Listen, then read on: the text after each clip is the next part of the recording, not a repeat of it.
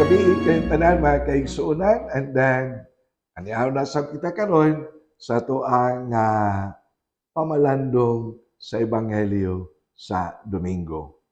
Ug ang ato ang pamalandungan mao ang Domingo sa Santissima Trinidad nga gitawag usab kini og Basic Ecclesial Community Sunday. Solemnidad ang kasaulugan sa to pa dako na ay kahulugan diya sa tuaw sab nga pagtuo nga Katoliko. So, ang ebanghelyo atong pagakutluon gikan sa ebanghelyo ni San Juan kapitulo 3 bersikulo 16 ngadto sa 18. Ang Ginoo manaka ninyo. Pagbasa gikan sa Ebanghelyo sumala ni San Juan. Himayaon ikaw o Ginoo. Si Jesus miingon ngadto kang Nicodemo. Kay gihigugma pag-ayo sa Dios ang kalibutan ug tungod niini gihatag niya ang iyang bugtong anak. Aron ang tanan nga motuo kaniya dili mamatay, kundili makabaton hinuon sa kinabuhing dayon. Kay wala ipadala sa Dios ang iyang anak nganhi sa kalibutan aron pagsilot kundili aron pagluwas niini. Ang tanan nga motuo sa anak dili silutan, apan kadtong dili motuo kaniya gisilutan na kay wala man siya motuo sa bugtong anak sa Dios. Ang ebanghelyo sa Ginoo, daygon ikaw o Kristo. Mga kaigsuonan, solemnidad karon sa Santissima Trinidad. Usa ka pagtulun-an doktrina sa simbahan nga gitawag og naa ang dako nga misteryo sa Dios. Sa ato pa, dili kini siya matugkad kung ato lang nga gamitan o ang ato ang kahibalo. Muna'y ginaingon sa nahinumdum ko sa amo ang professor sa philosophy when I was still in the seminary as one of the seminary sa college department namo. Mingon nga dunay mga butang nga dili matawag nato matugkad sa unahuna sa tao. Apan midugang ang amo ang professor sa pag-ingon, when reason, di ba, hunahuna sa tao, kaalam sa tao, when reason ends, faith, pagtuo, begins. Sa ato pa, dunay kinutuban ang hunahuna sa tao. Kay duna may kinutuban, dili tanan masabtan sa tao. Ang misteryo sa Santissima Trinidad, dili matidlong gayon sa tao. Kay Ginoo kana. By the way, nagisgot ko Santissima Trinidad basin og na ay mangutana unsa may Santissima Trinidad, Father? So, gamit ako lang i-refresh, I know, kay mao na mo. So, usa ka Ginoo nga tulo ka persona, dili ba? Ako gayning giapil sa kong TikTok katisismo nga moingon Dios nga Amahan, Anak ug Espiritu Santo.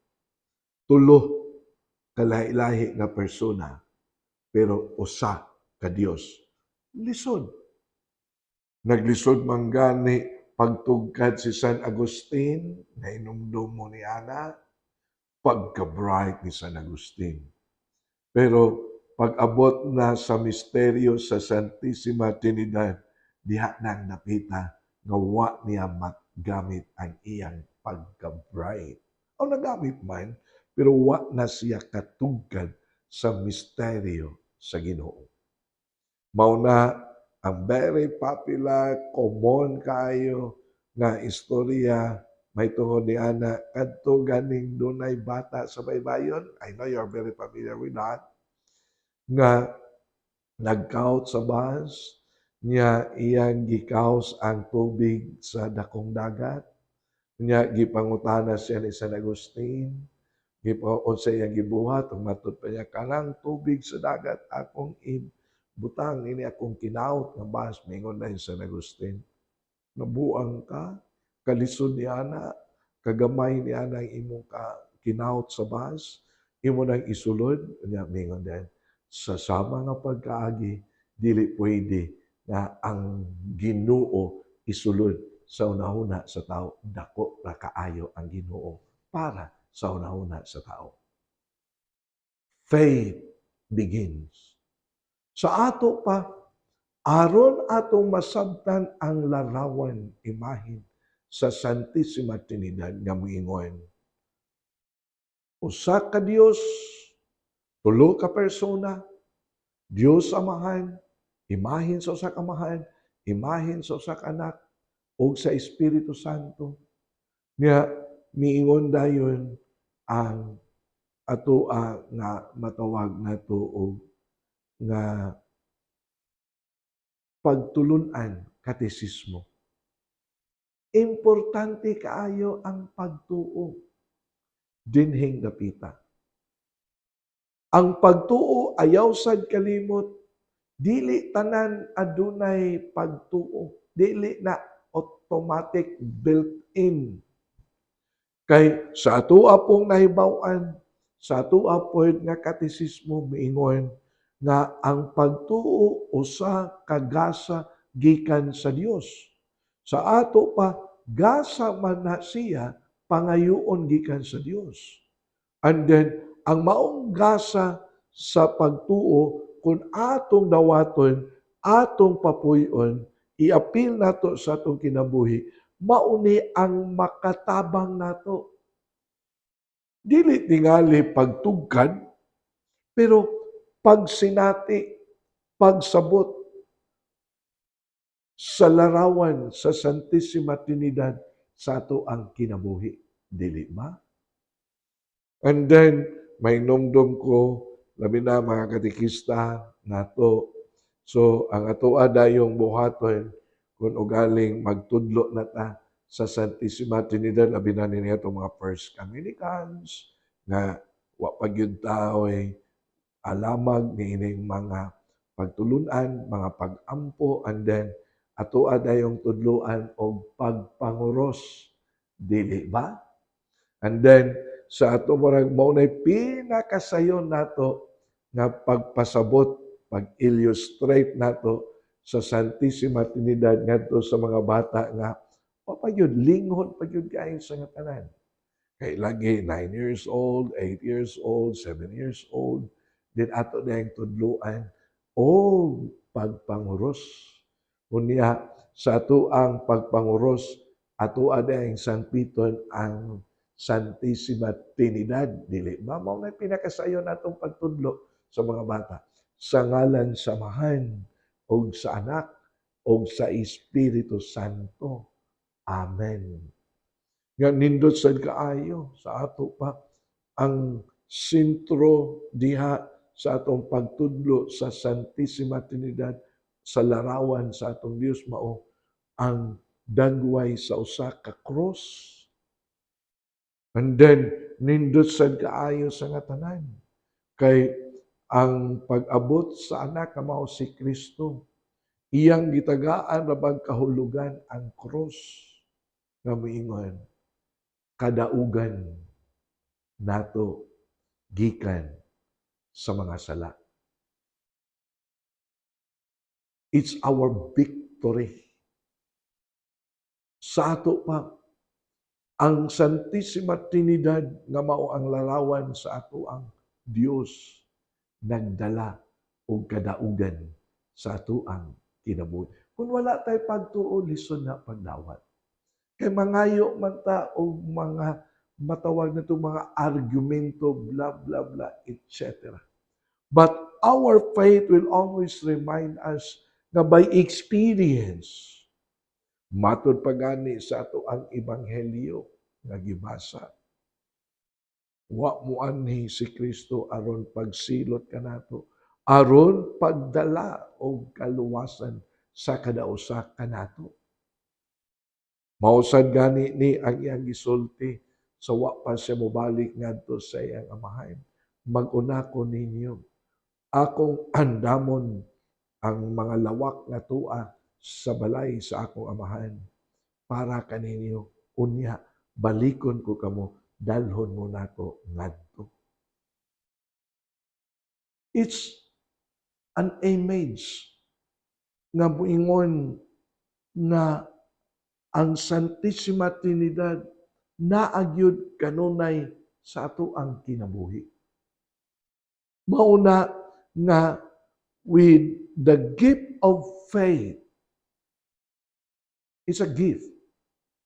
Mao ni atoa kanunay nga atoa gyud na kanunay nga matawag nato og palig-unon, palambuon, at timanon kanunay aron ang Dios naasad kanunay kanato. Dili ba mga kaigsuonan? Mauna nga ang dagway imahin sa Santissima Trinidad mingon ang amahan muhulagway sa God's creation.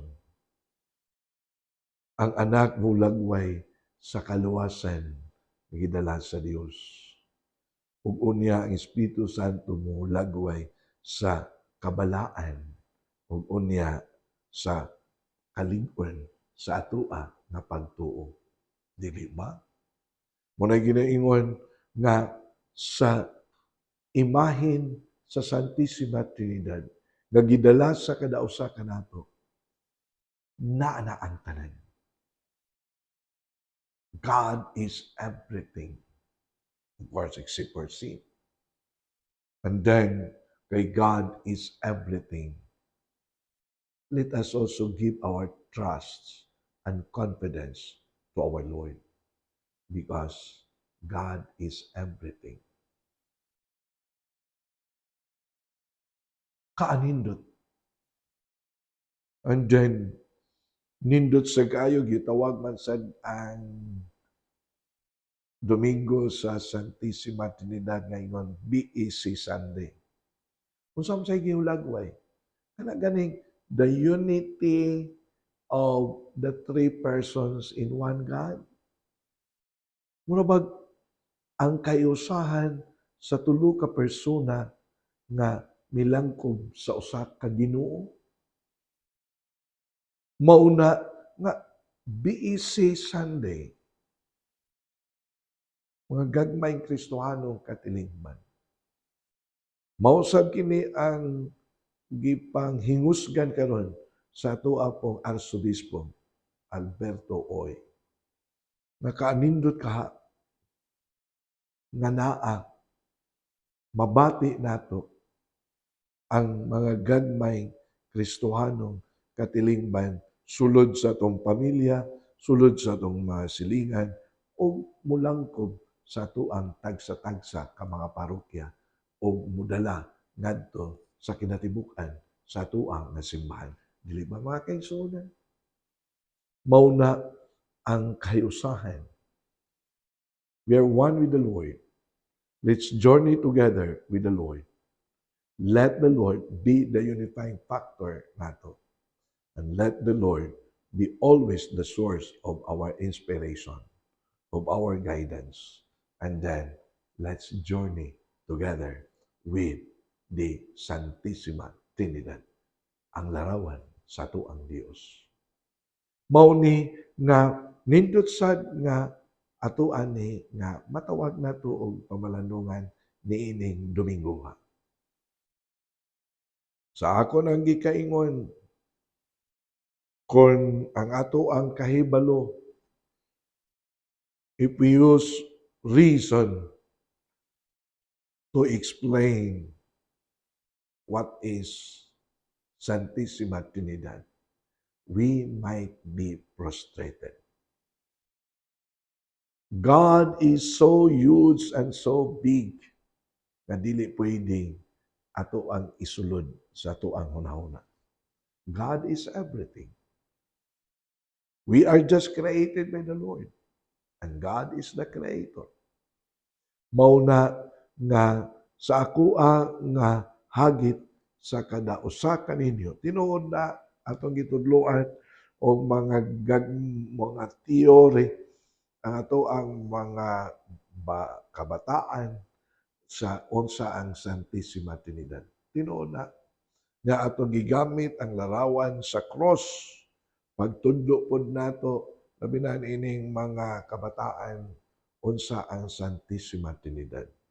Pero ang pinaka-importante usab na pagtudlo nato mao ang pagdala niini sa tong adlaw kinabuhi uban sa gasa sa pagtuo.